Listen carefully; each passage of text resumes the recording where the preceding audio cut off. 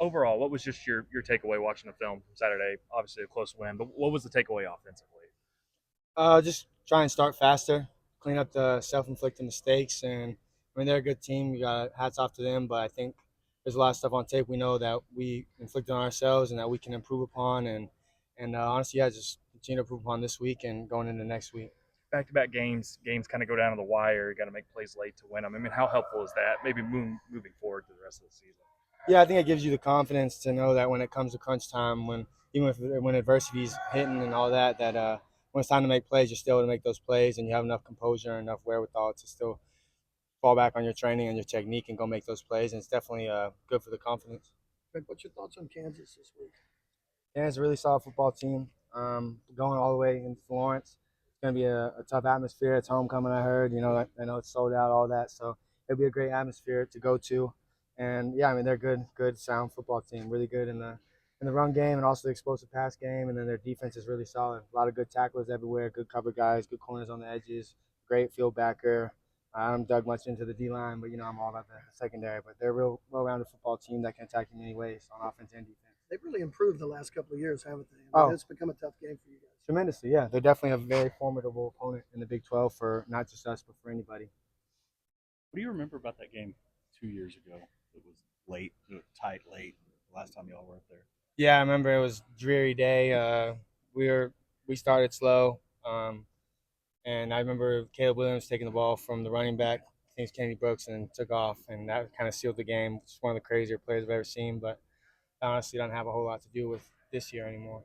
Yeah, but obviously going to be a different atmosphere there. 2 years ago, they were trying to get anybody in at halftime that they could, and now, like you said, sold Yeah. out and everything.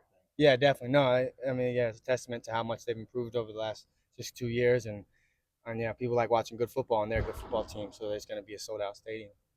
What have you seen from Nick Anderson? Got his first start on Saturday, played a lot of snaps, made big plays. What have you seen maybe from his growth and how he handled that big role on Saturday? Yeah, I mean, he always came in. He was always a mature guy, even from year one and then now into year two. But just watching his growth over the summer, getting faster, stronger, getting a better feel for the system, and then being able to play outside receiver at both sides, whether it's the four or the one, as we call it, is just a testament to his knowledge of the game and of the offense now. And I mean, he's like Mr. Touchdown. Every time he touches the ball, it's like he scores. But I'm really happy for him, and it's been. I told y'all he's going to become a household name, and we're just waiting for the season to come for him to show, and I'm very happy for him. Are you Last year, you guys won some close games, didn't end well. This year, it seems to be different. Well, what do you think the difference is? I think, as Coach Venables always says, failure is like just a great teacher. So last year was a great teacher in a lot of games, a lot of close games. We found ourselves on the wrong side of it, and this year, like say Saturday, like, we found ourselves on the right side of it. And I think it's just learning from mistakes and then finishing better in the fourth quarter, having better competitive stamina throughout the game, and being able to finish and make plays when they really matter and when they're really needed, and being able to complement each other in those crucial moments. You talk about finishing there. You've had some really productive fourth quarters the last couple. What's been the key there? I know some of it's just plays seem to come your way, but outside of that, Yeah, just kind of really just trying to do my part, and whenever my number is called, make the plays necessary for my team to win, and especially when the fourth quarter comes down and like say, oh, you Texas, or this game it's close, it's crunch time. I don't know. I would like to say, being a veteran guy with a lot of experience, I need to thrive in those moments and pick up my team and help them out as best I can and do my part. And I'm played nowhere near perfect. There's a lot of plays I want back, but couldn't let that shape me. Had to have a next play mentality, and when my number was called again, I was prepared. But you guys have been able to, when you needed a drive, though, go get it. You're down in this game, last game, you got two drives. Is that just more experience, year two in the system, or what is that?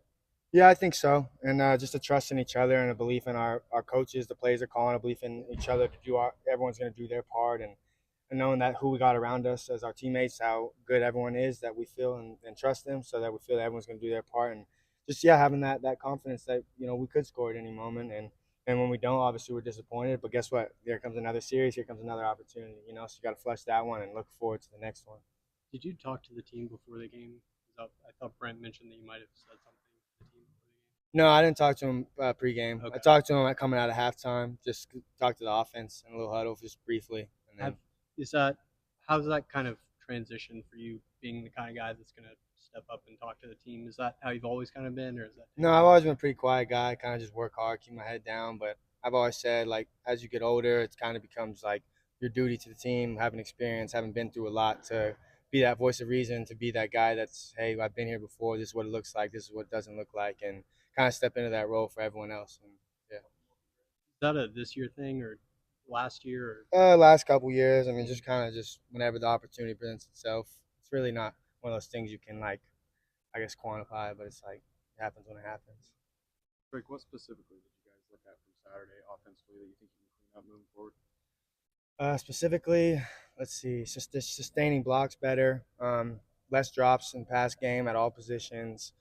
Yeah, running through trash, making those catches. Um, Obviously, we'd like to clean up some penalties and some crucial moments that kind of put us back behind the chains, and then yeah, just stuff like that. Yeah.